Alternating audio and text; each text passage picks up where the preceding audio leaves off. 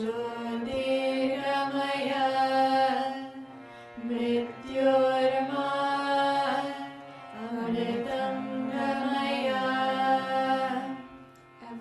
together.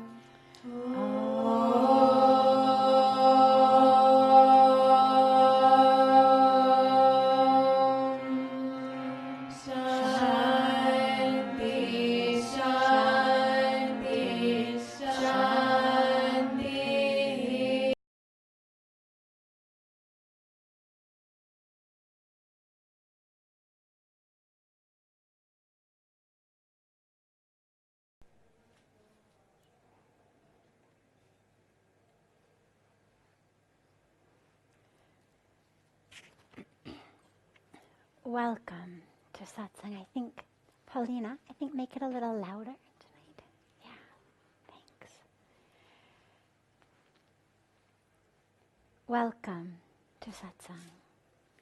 And apologies for being so late this evening. We had a very, very special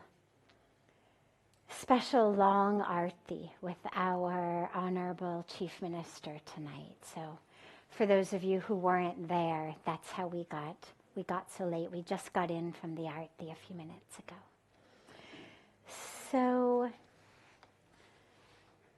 we'll start as always with a question that's come in advance, and then open it up as always to any question that anyone here has.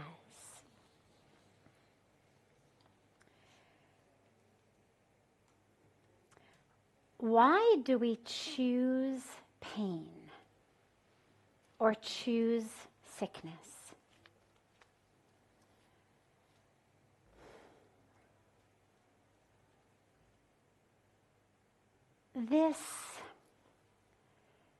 This discussion of where the mind ends and the body begins, where my intention, my attention, my co-creation, or my part of that co-creation ends and the universe's part of it begins, is always such an interesting discussion, because on the one hand, we were in this very sad, tragic really, state of untruth for so many years in the West. The East never got into that stage, thankfully. Their wisdom has always been a wisdom of the full being. But in the West, we got into this state for many, many years, many decades even, of this sense of the body as just matter. And your sickness, your health, was all just determined by your genes or by, luck of the draw. And we went through decades and decades, possibly even centuries. I'm not a historian of that, but I know it's been a really long time.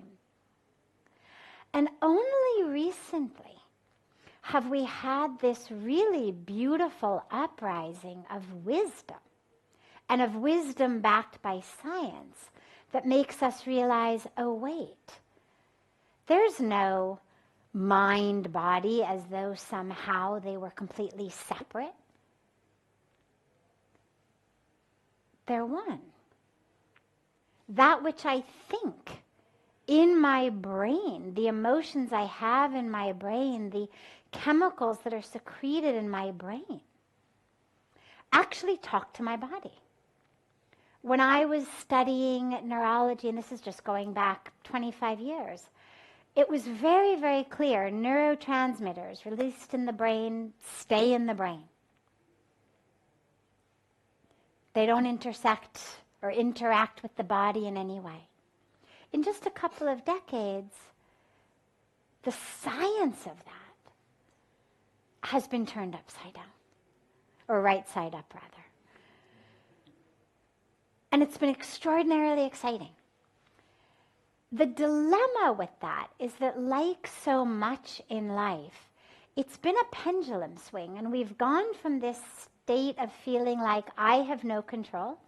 It's my genes, or it's my water, or it's my food, or it's what mosquito I got bit by, or it's any one of a variety of physical things over which I have no control, into this very interesting, empowering pendulum swing to, oh wait, it's the power of your thoughts. What you think, what you feel, what you believe has an extraordinary impact on your body. However, like a pendulum swing, it goes sometimes too much into the other side. And the dilemma is we now find ourselves very frequently in this untrue state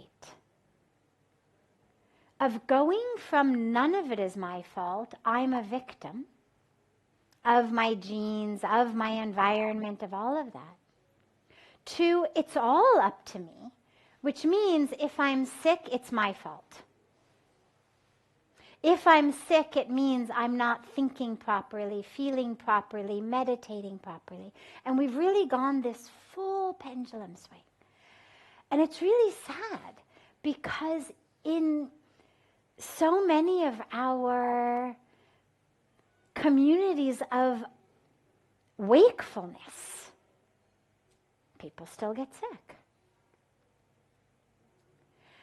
And now, along with sickness, along with the full package deal of what it feels like in my mind when my body is sick, there's guilt, there's shame, there's a sense of lack, as though somehow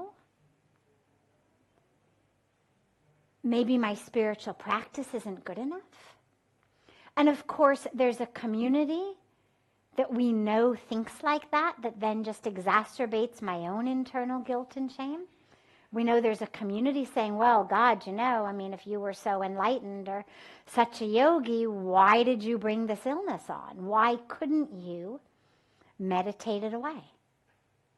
And this is just as much of a tragedy as being on the other end of the pendulum. And I feel like it's so important to preface this question with it, because when the question says, why do we choose sickness? It implies that 100% of sickness is due to my choice, which means that on some level there's something wrong with me if I've chosen it. So here's what this co-creation looks like. When we say, and even say rightly, we are co-creators, that doesn't just mean in this moment. That includes my entire karmic package. That includes the family of origin that my soul, with my mind, my ego, my subtle body that it chose to incarnate into, that after my last birth, when it was time to take a new birth, and I chose this body, I chose this family of origin, I chose this environment. Well, that's all part of my co-creation. And so when we say that we are co-creating it doesn't mean in the last 5 minutes, or even in the last 5 months.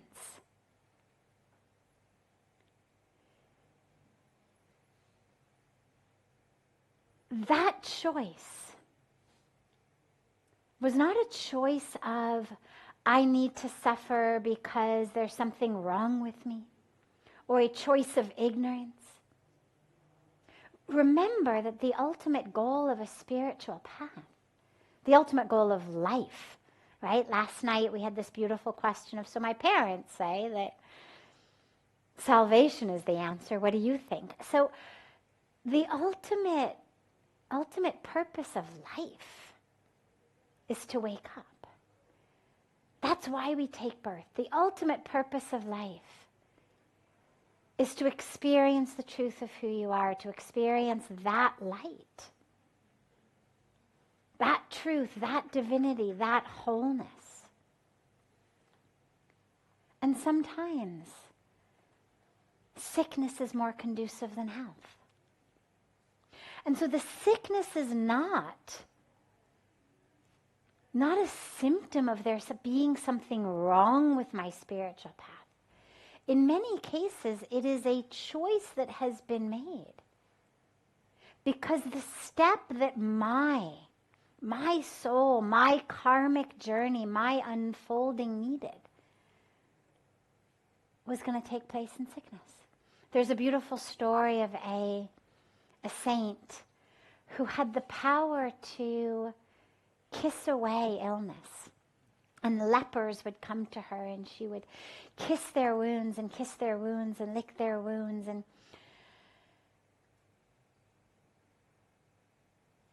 she'd always leave one. So she'd cure them, except for one oozing wound. And one day her disciples finally said, "Ma, why do you do this? When you've got this incredible power to fully heal, why do you leave them with one wound?" And she said, "Because that one wound leaves them calling out to God." At the end of the Mahabharat, the end of the war of the Mahabharat, when Lord Krishna stands in front of Kunti, the mother of the Pandavas, and basically says to her, ask me for anything. You have had to suffer so much. Unspeakable, unimaginable suffering you have gone through. And you have borne it with such grace. Ask anything. I want to give you some blessing, some boon. And she said, "Bless me with pain. Life after life, bless me with pain." And Lord Krishna said, but you've had so much pain. Let me give you something else. And she said, "But what I've seen is when things are going right, it's very easy to forget you. In pain, you're always with me. In pain, I always remember you. So bless me with pain." And I mention this because we walk into the situation and we say, sickness, bad. Health, good. Failure, bad. Success, good. Poverty, bad. Wealth, good. Which means if you have sickness or failure or poverty, there must be some fault somewhere. You must have done something wrong, chosen something wrong, not meditating right, not have the right mantra, not doing the right practice, don't have the right guru, whatever it may be.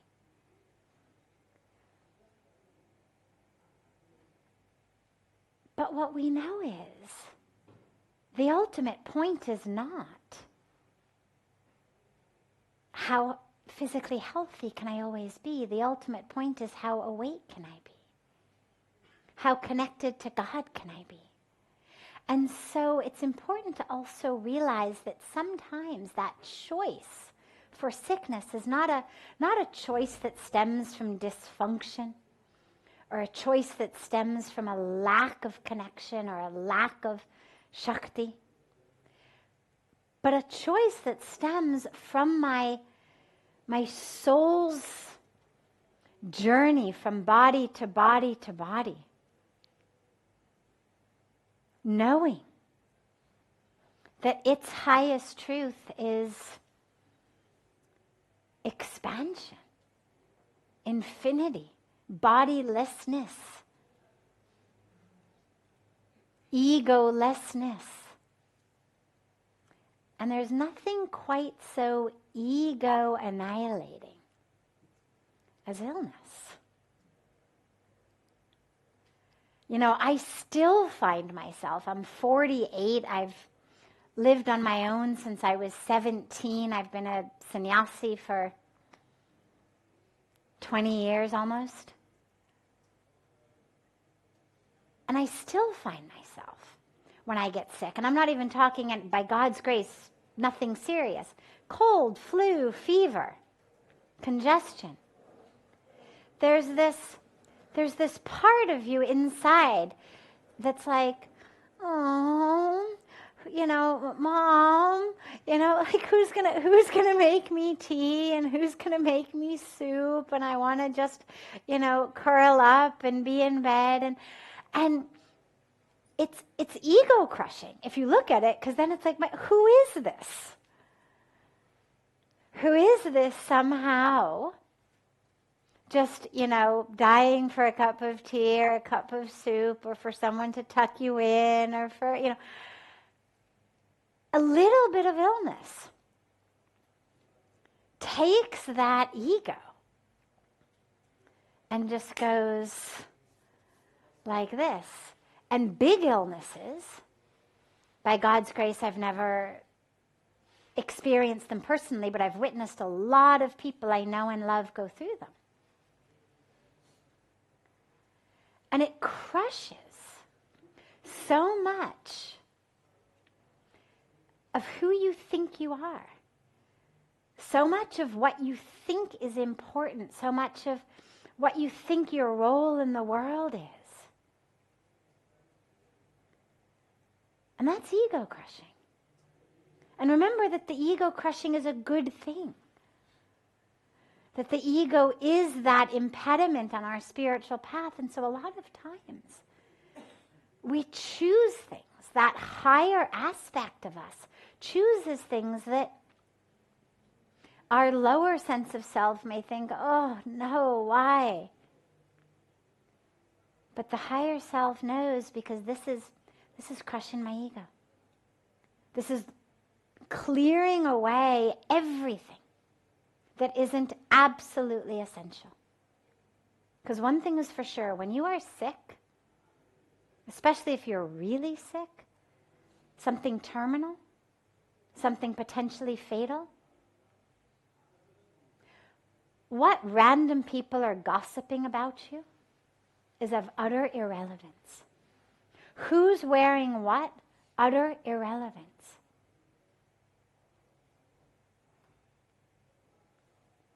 Who was nicer dressed than you were at a wedding, at a party? Who had what that you don't have? Who got a raise? Who got a promotion? Who got more likes on Facebook? Utterly irrelevant.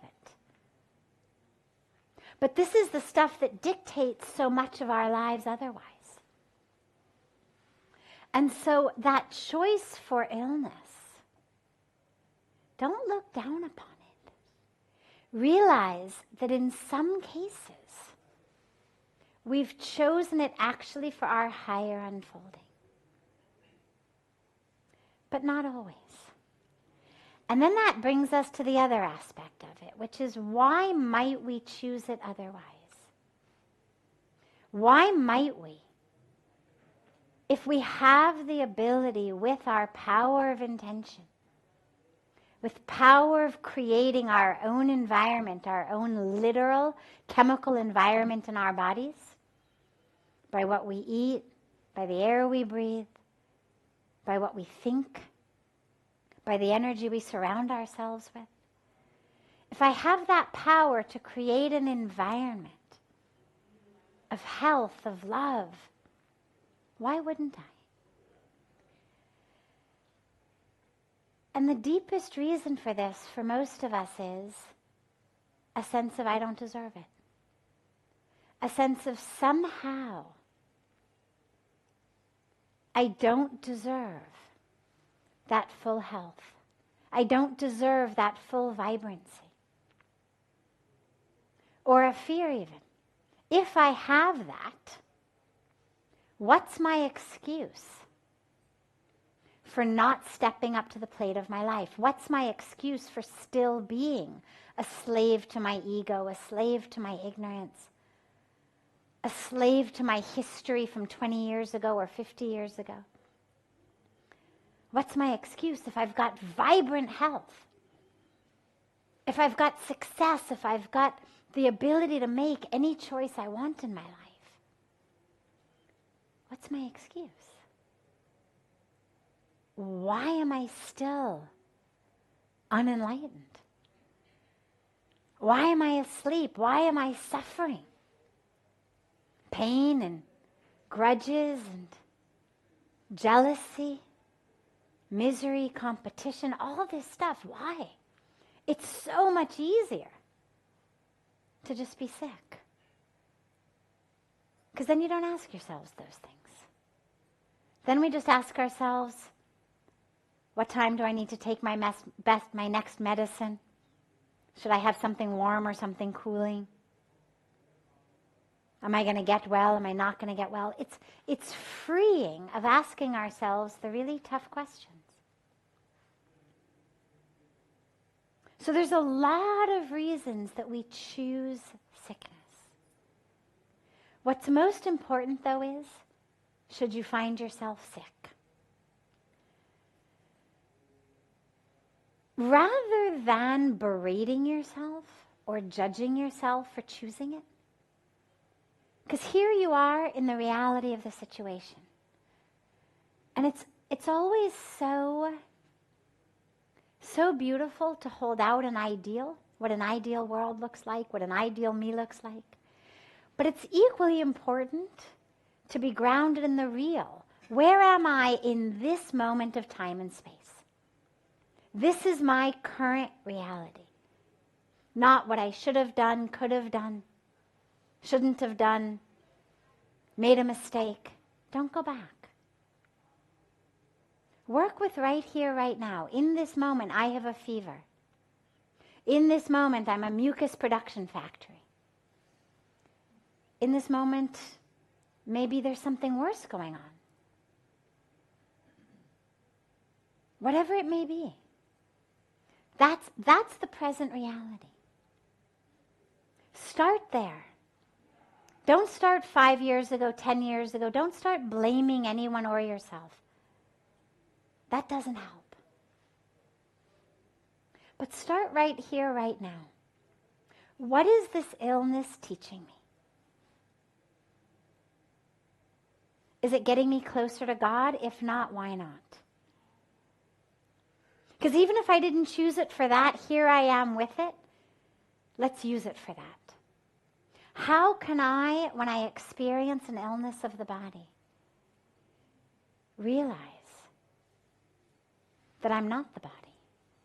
That when the body is in pain, when the body is feverish, when the body is shivering, when the body is failing, realize I'm not the body. I'm not sick. I'm not dying. The body may be. Even if I'm not sick, the body's dying anyway. All of our bodies are dying. Even in the midst of vibrant health, your body is dying. It's what bodies do. But I'm not dying. So that's the first piece. The second piece is, what am I supposed to learn from this? Aside from the highest of getting closer to God. Let that be your meditation. What am I supposed to learn here? And it may be something as simple as you can't burn the candle from both ends. Maybe the lesson in my mucus production factory simply is the last few weeks that I thought I was invincible, that I thought that my body was not actually alive. I thought it was made of steel. I thought it could do anything. Maybe the lesson is just that. Maybe the lesson is as simple as self-care. Maybe it's something deeper.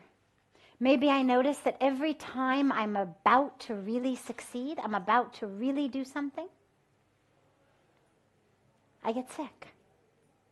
Every time something is just about to be that next step where I know I'm supposed to go in my life, I get sick. What is it in me that is afraid of taking that next step? What is it in me that's afraid of unfolding? My meditation was getting so deep. And then I got so sick I can't get up in the morning to meditate. What was it that I was seeing that scared my ego so much that it managed to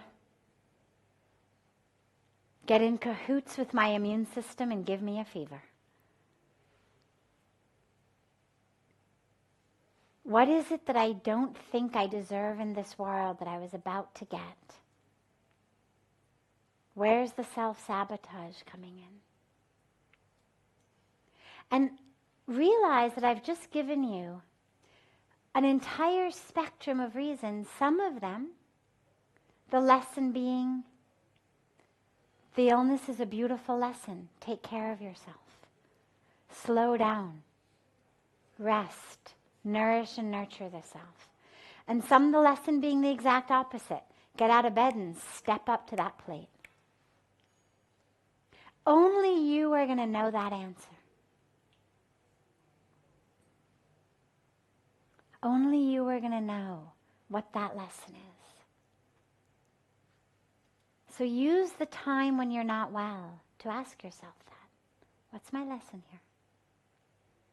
Because the sooner you learn the lesson, the faster you get to move through the situation. Whatever the situation may be. But never feel a victim. That's the most important part. Neither a victim of your genes or your environment, but also not a victim of your own minds. Because for those of us on a spiritual path, it ends up being the other thing. And then it's like, oh my God, I didn't think right. No. You are exactly where you're supposed to be right now. If it's healthy, fantastic. If it's sick, that is serving a purpose for you right now. Figure out the purpose. Doesn't mean you're going to be healed. But it means that you're going to get what you are supposed to get from that situation so that you don't have to keep living it, whether in this life or your next life. Because until we learn all of what we're supposed to learn on this journey, we're going to keep coming back and doing it over and over again.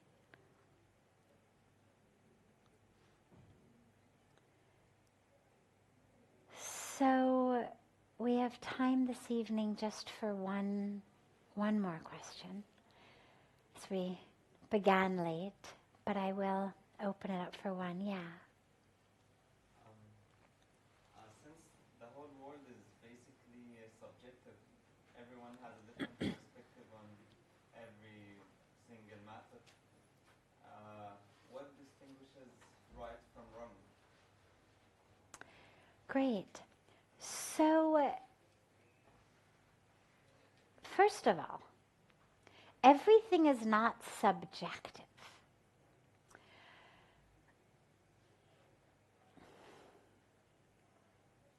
I'm trying to figure out how to do many, many years long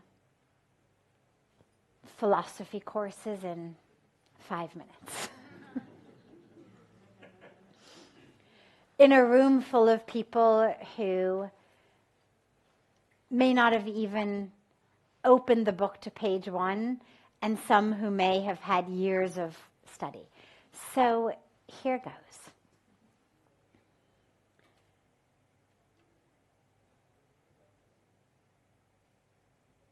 When we say the world is an illusion, that doesn't mean that it is simply a product of my mind. So, illusion meaning. Because if you cut me, I'm going to bleed. And that is true. Now, it's not capital T truth, because my soul won't bleed. And when I talk about capital T truth, it's that eternal truth. So there will be a time when I no longer have a body. At that time, if you cut me, I will not bleed. But in the lowercase t truth, as in this intersection of time and space where we sit right now, cut me, I bleed. Truth.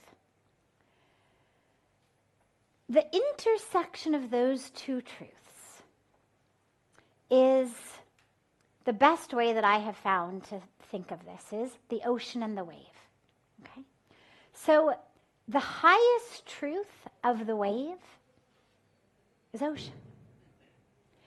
Take a cupful or a spoonful of a wave. Take it into a science lab, look at it under a microscope. And what's the scientist going to tell you? Ocean. Okay? The highest truth, the corest truth of that wave is ocean. It was ocean before it became a wave. It will be ocean after the wave. It's even ocean in the form of the wave. It never stops being ocean.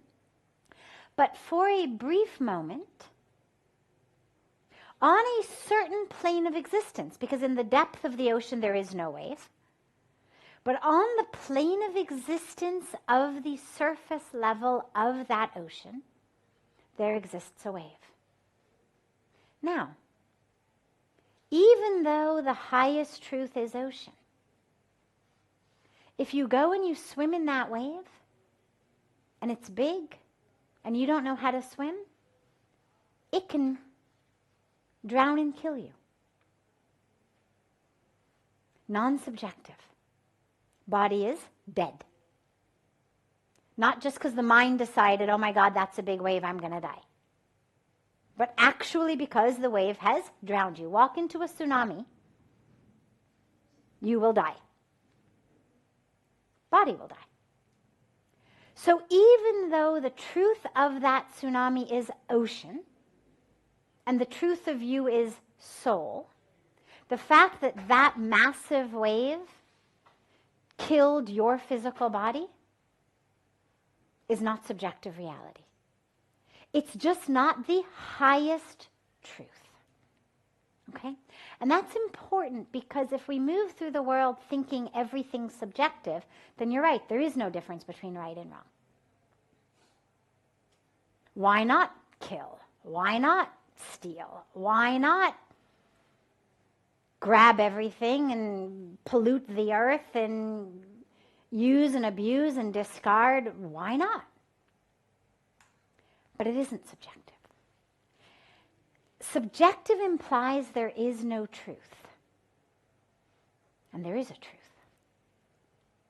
And that truth is God. So like the highest truth of the wave is ocean, the highest truth of the rest of creation, all of creation, is God. Take a spoonful of us, look at it under a microscope that we don't yet have, but someday, who knows, science will invent it, and it'll say, God. There was a time when they thought we were just skin and bones.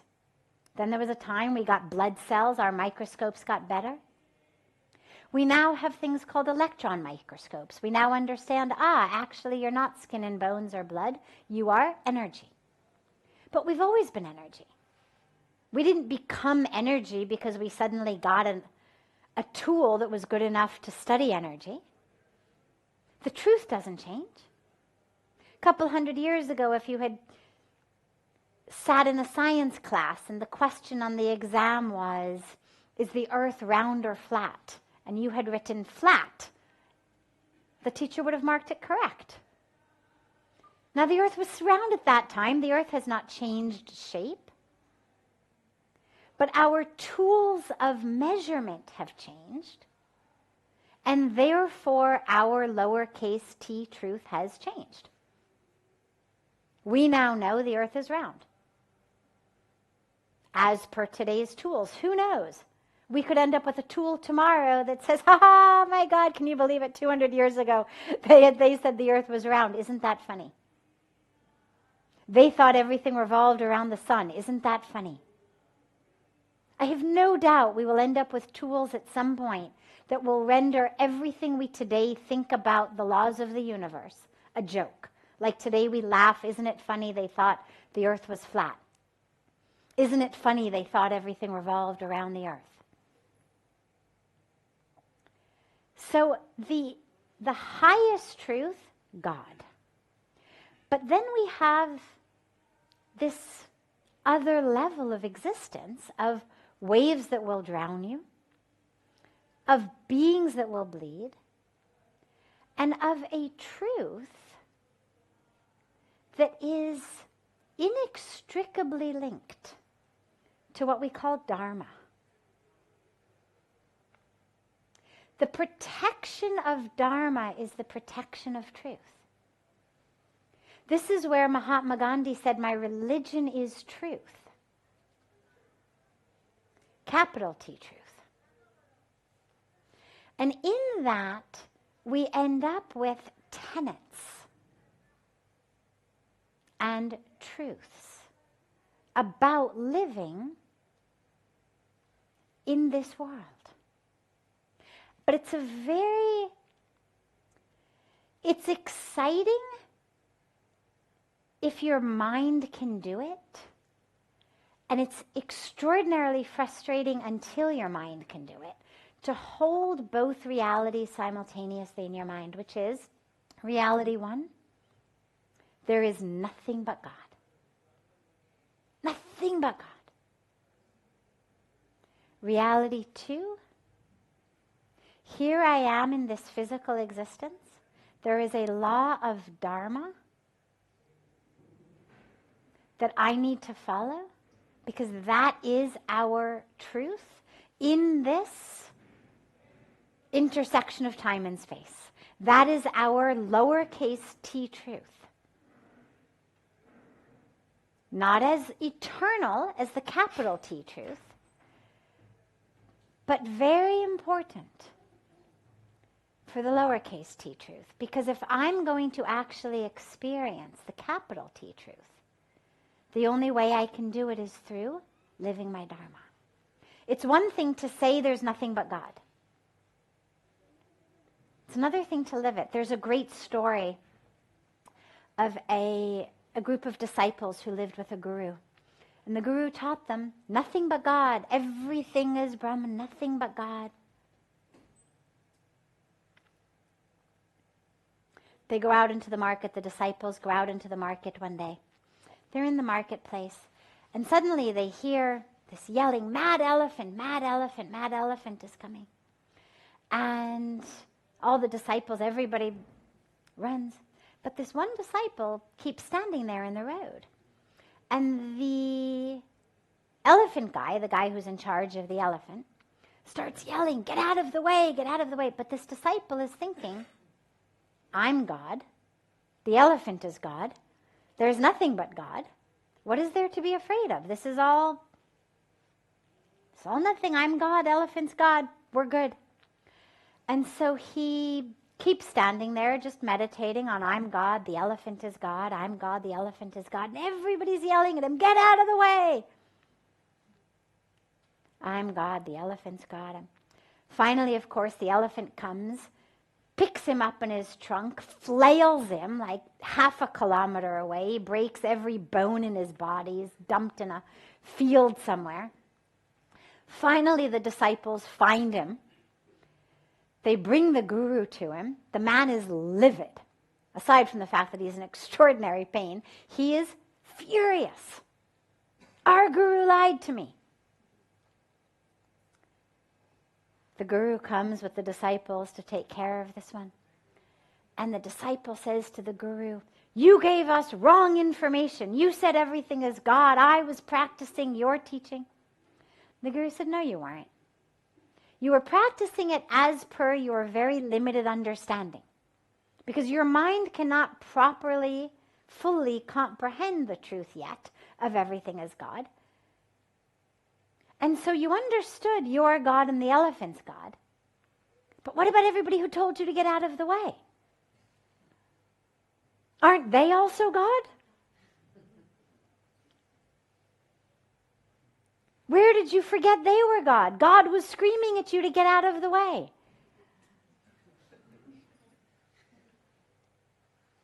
And I love that story because it is a lot for us to hold. It's very difficult to move through the world. There is nothing but God. And it tends to get manifest as in, there is nothing but God, therefore I can do whatever I want, live however I want. Well, the truth is, somebody who actually lived in the awareness of there is nothing but God becomes the person who treads the most lightly on the earth. This is why our saints and our sages of every religion, from Jesus to St. Francis of Assisi to Mahatma Gandhi and everyone in between, to Rumi, choose any religion, choose any prophet, any saint, any sage who was really enlightened. Their message basically was the same. Live simply, tread lightly, serve others. The Buddha. Not one of them got enlightened and suddenly started gobbling up the world and having a whole bunch of promiscuous sex and, harming everyone wherever they went, murdering people who stood in their way. And so when you actually have the real experience of there's nothing but God, that experience takes care of itself. Then there are no questions. Then you know how to live. And until that point, we have what we call Dharma to guide us on the path of ensuring that my body, my mind, my karmic package, my actions, which give me my karmic package, are ones that are in alignment with both the lowercase t truth of my existence and the capital T truth that I know intellectually, but am not yet able to actually experience. Because if I know there's nothing but God, I'm going to see God in that blade of grass. I'm going to see God in that tree. I'm going to see God in that river. This is where Paramahansa Ramakrishna used to bow down at the feet of prostitutes, crying. He saw the Divine Mother in them. So far from the idea there is no wrong or right because everything's God, therefore let me spend my evenings in brothels. What real enlightenment looks like is there's nothing but God. Therefore, these women who are here to sell their bodies or give their bodies for pleasure are actually just the Divine Mother. And so the concept of doing anything wrong becomes a moot point because you couldn't. It's not who you are. But until that, we hold both truths in our awareness at the same time. This is the ultimate truth. It's all God. And until that is in every cell of my being, I live in alignment with this lowercase t truth of here in this intersection of time and space. And it's the fastest way to actually get to the capital T truth. Because it pulls you out of all of that separation.